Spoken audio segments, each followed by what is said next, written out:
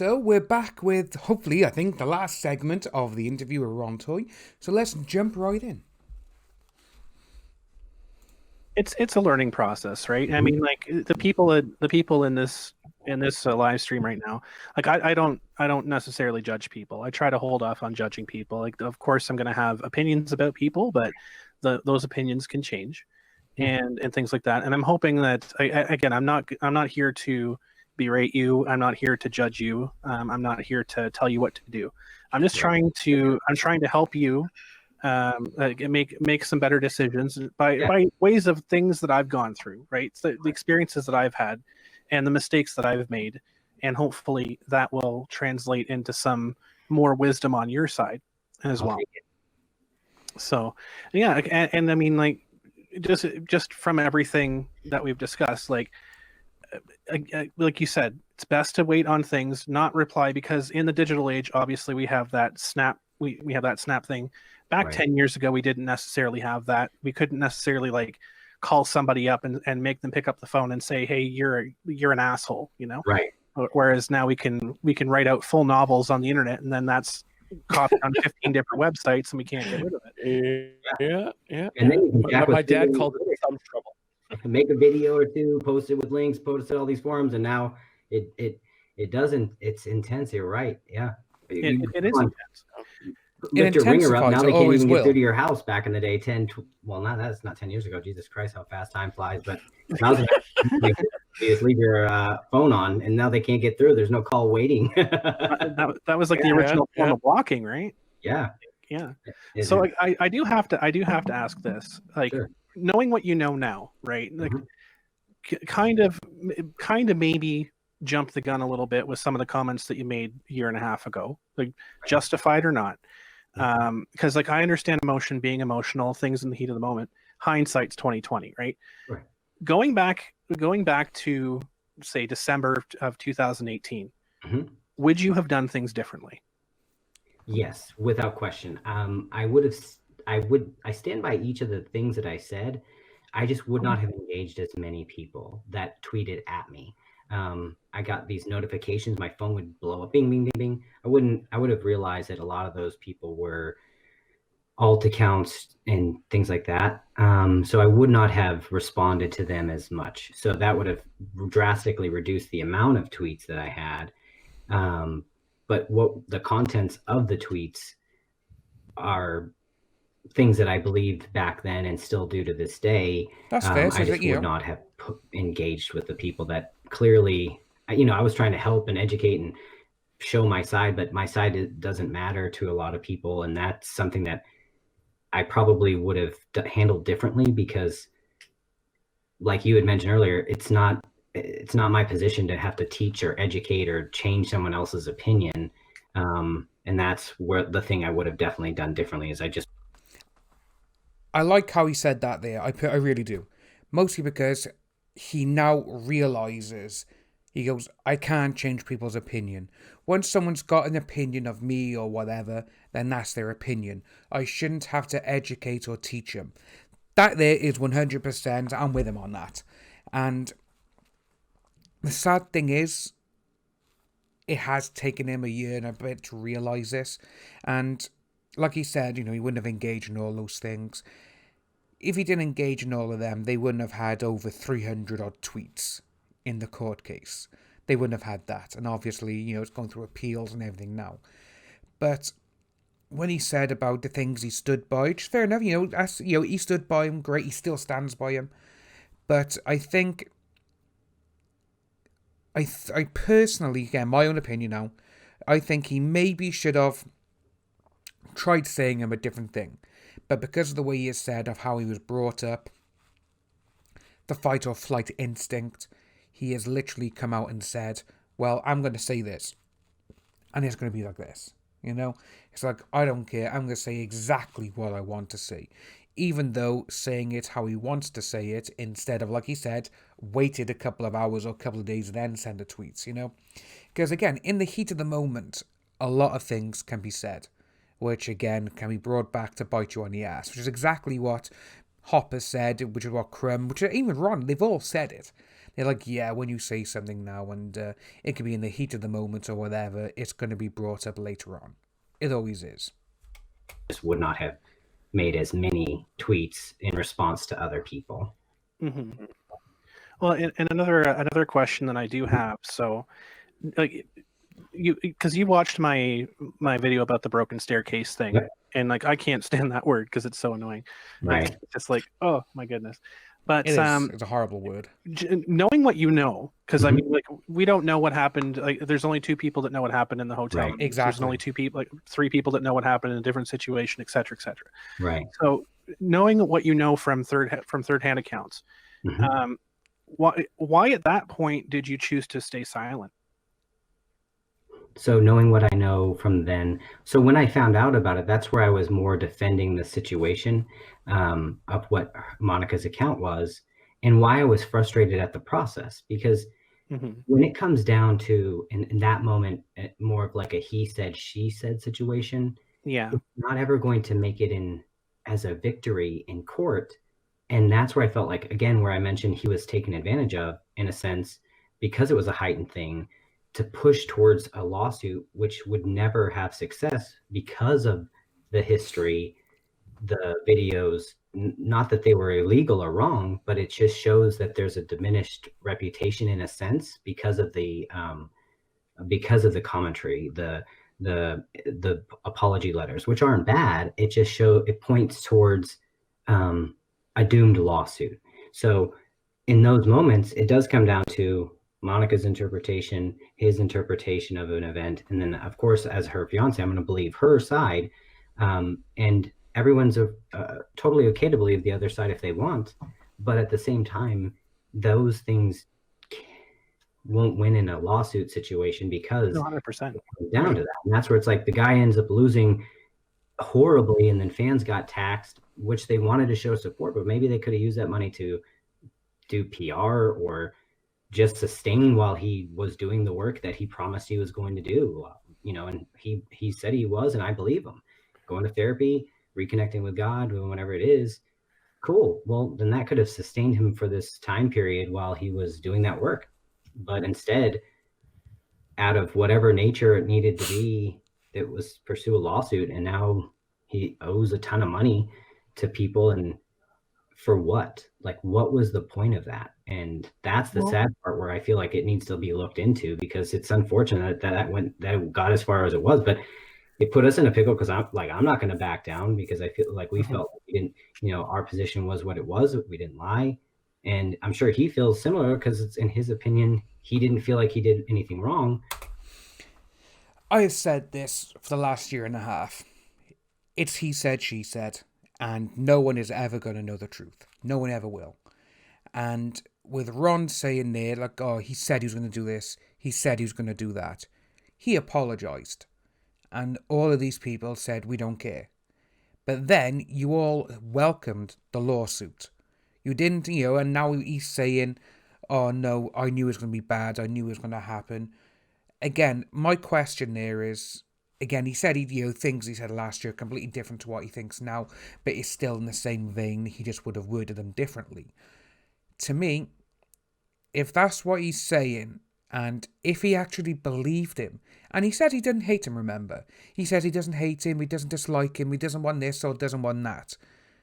I would have advised him. I would have said, look, this is going to be bad because it's he said, she said.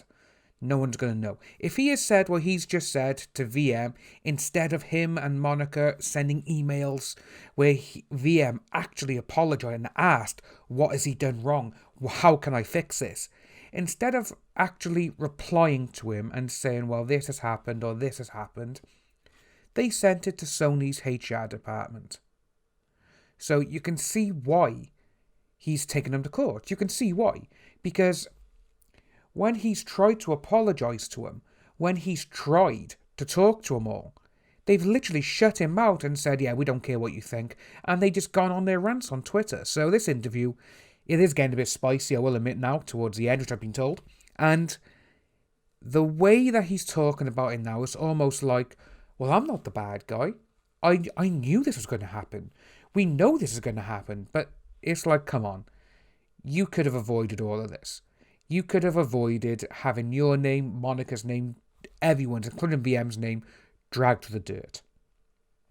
This all could have been avoided if you all just sat down together and talked to each other, instead of going on Twitter and saying all the stupid shit that you did. Seriously. But when it's a difference of an opinion, Yeah. that's not actionable. And now it's almost $1 million later, and everybody's right back at the same thing. It's just a difference in opinions. Well, I have there's a few things that I'd like to comment on that, and I'll start with the first one. Obviously, best place to start. But I'll propose to you here. I'll propose to you this. All right. So myself and Mr. Hoppe, we run Kitchener Comic Con, and I'm honestly going to put it out there and say, if it was not for Vic having the lawsuit, and everything, and basically all of this information coming out and following it for so long, et cetera, that greatly changed our view on inviting him. Right. Like that made the difference in having him invited to our convention. So like in terms of, do I think that it's completely frivolous that he filed it? I don't think so. Right. Like it's probably a very expensive way to salvage kind of a reputation a little bit, but like I do think that there was some degree that it was worthwhile for him to do so. And on the other side, and another part of what you were saying that I wanted to touch on, just as a personal experience. So years and years and years ago, and this is something I've talked about before and talked about openly, so I'm not looking for sympathy. Like I was a victim of sexual assault, and I knew the person, and like he was good friends with a lot of the community, et cetera, and I didn't go to the police. I didn't say anything, etc. I just pretended like I just wanted nothing to do with him anymore. I went away from the situation. So I understand the fear of that. Like I understand the in the moment, trying to make like everything's okay. Right. But I also understand that anything that happened subsequent to that, right? Like I can't go back 20 years later and call that guy out, because that's my responsibility. That's a burden that I have to carry because of me, right? Because of me, he might have gone and done the same thing to somebody else. Right. So in terms of the broken staircase, I'm the person that's responsible for each subsequent one of his abuses. If and hopefully he, after what happened with me, he realized and came to terms and was a better person. I don't know, because I've never spoken to him again. Right. But that's a burden that I have to live with for the rest of my life. Right. And like that's a burden that most sexual abuse victims have to live with, that choose not to go the route of seeking justice and stuff like that. So I can sympathize, I can empathize with Monica's situation of not wanting to jeopardize her career, her friendship, her this or that, whatever else. But I just like it. It always makes me wonder, for people that are outside of that situation. So like, did you find out about that like years later, or did you find out about that immediately? Right. Just like, for my own curiosity. No, that's a great question. So Monica and I have been dating now, I think, closing in on 6 years. So really, I found out about the details of what happened right after kind of all this broke. And so it was a little bit of like, not necessarily a shock, because things had been mentioned in passing, and that there's some behavior stuff. But before I go into that, I first want to apologize to you that anything has ever happened to you like that, and also hopefully you don't carry that burden of being the missing staircase, because no matter what you decided, you can't control another person's actions. Just like you mentioned nature, you're not the reason for anyone else's attack. The person who attacked you is. Now, I get why the dichotomy of the thought, if I spoke up, then maybe something could have been prevented. And that is a burden that a lot of people feel, but that is something that hopefully one day you don't feel that anymore, because it is scary to come out. It is painful to talk about it, because what were you doing? What were you wearing? What was all of the subsequent questions that come out, because it is a question that needs to be asked. So sometimes it's easier just not to talk about it. But I know that it's something that a lot of victims suffer from and feel is like, wow, if I would have said something sooner, maybe it would have done this and that. But in my opinion, I feel like I hope one day that you really truly feel and come to a peace that that isn't your fault. None of it, no matter what happened to anyone else. Like, you had to do what you had to do. But going back to mine, I found out about relatively early in the lawsuit process, or not lawsuit, but in the social outpouring. Yeah. And I know that was something that was like, ooh, Monica doesn't trust you, but, or didn't want to tell me. But it goes back to like, I have full trust in her. She is with me. She's her own individual person. And some of her past, I don't need to know every single bit of it until she chooses to tell me. I understand that. That's her story. That's her life. And same thing with me. She doesn't know every single little thing about me. So I want to stop it by there just to say that obviously what you said is 100% correct about Monica. You know, that sort of thing. If she doesn't want to tell people what's gone on in her life, which brings out bad stuff, then obviously it's going to be bad for her, you know? It's going to be like, right, okay, fair enough, this has happened, I don't want to tell anyone. But when he's saying about he's only found out when this happened and when it actually came out, well, we got stuff before this all came out, beforehand. Leia even went online and said stuff. And because we got those texts and emails from KamehaCon. So to me he's kind of double barreling it, and he's like, oh, well, this happened because this happened here. So it's a bit like, right, okay, I don't actually believe what you're saying is true. And that's just my choice. And I think that what makes a great relationship is two individuals who live together and who are together that have their own like little circle, and she has her circle, or he has, whatever the partnership relationship is that a kid or a child in the background? There's a little part in the middle where everything kind of comes together, but that doesn't mean there's not individual stuff outside of it. And so that part, when was shared with me, did cause some stress, because then hearing from other people and additional people, and it just kind of started flooding in, made me really angry. I have 3 sisters, and so one of my sisters was a victim of sexual abuse and assault, and I handled that guy out pretty quickly. And it's part of what my nature, of course, being aggressive. With that there, I'm 100% with Ron actually on that. He found out about his sister, he done something about it. Now he's saying when he found out about Monica, he literally just started going on a tirade on Twitter. 2 completely separate things there, but if I found out that my fiance had something happen to her and happened to be one of her workmates or whatever, I would be literally there like, what the hell are you doing? They would, let's say, I could see what he's saying about that, but he literally, one was, oh, my sister's blood, boom, he went and done sorted it straight away, as he's saying. But then, with his fiance, it's like, oh, you know what, I'm just going to go on Twitter and spout some nonsense. That's what I got from that. Again, that's my opinion, and people may think my opinion is wrong, but my opinion on that is he should have done something about it sooner rather than later. Is also one of my greatest weaknesses, but it's been the part that got to this. So yeah, it was a shock to hear it, but it's okay. You're there to comfort and be there, but. But I reached out to him even after that to hear his side of the story. I sent him an email or to his team. I think his mom runs that website, but reach out to him, try to get a meeting to talk, because before the lawsuit ever got filed back in February, and I didn't hear back from him, but I wanted to just hear both sides. Like shit, did you?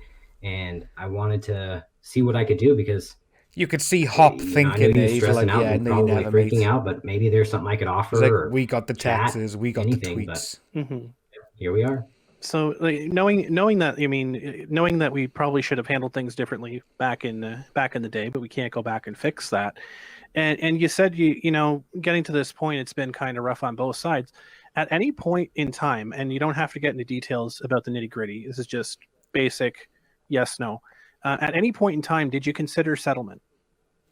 The only type of thing we would ever consider, or me personally would consider, is if it was a very public apology on his part, and him dropping the lawsuit. But that would be the only thing that I would ever consider for any type of settlement. But outside of that, no. So with that there, saying about a settlement, obviously, we saw that it actually went to mediation and they were like, no, we want to carry on. Sorry about my dog barking. But yeah, so as you can see, that happened there. It's like, come on, they went into mediation where you try and think of something and like, right, okay, how can we end this? Can we do something amicable? Obviously, that never happened, so he's here now.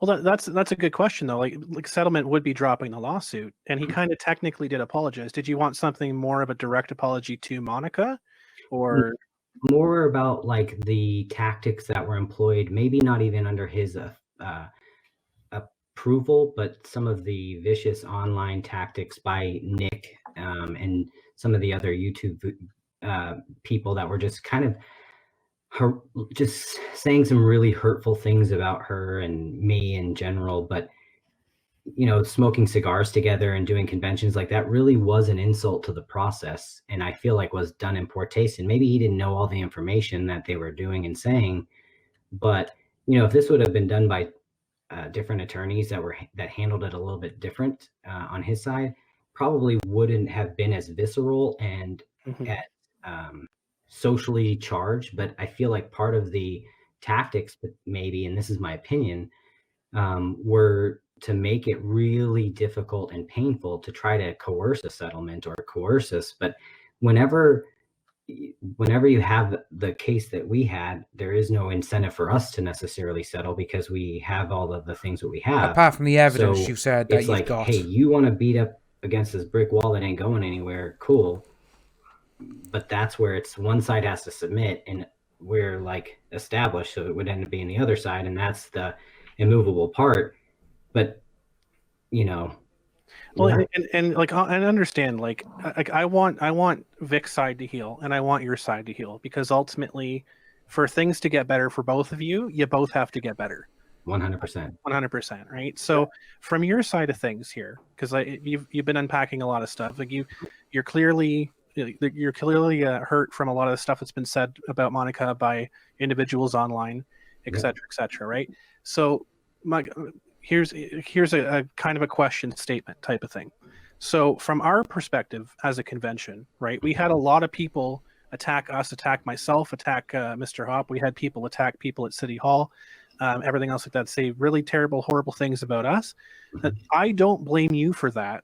Right. I don't hold you accountable for that, right? I'm not looking to you for an apology. I appreciate your apology, but that's not, and that's not something that should be on your shoulders, because I know you have no control over that.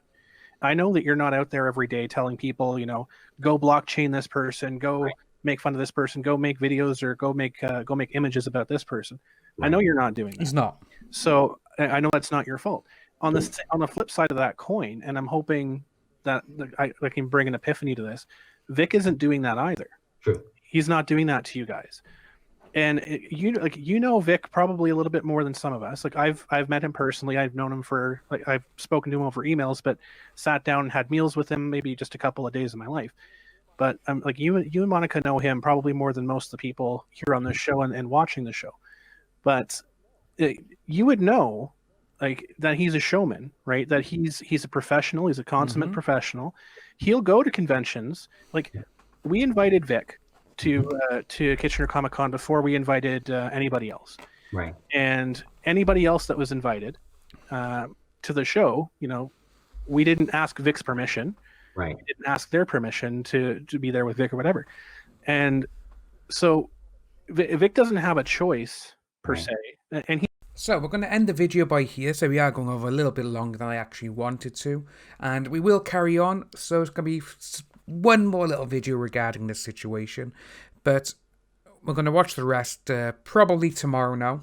And we'll come back and we'll see where it ends. So if you are new to the channel, please like and subscribe. Hit that notification bell for future updates. And I'll see all you wonderful people soon.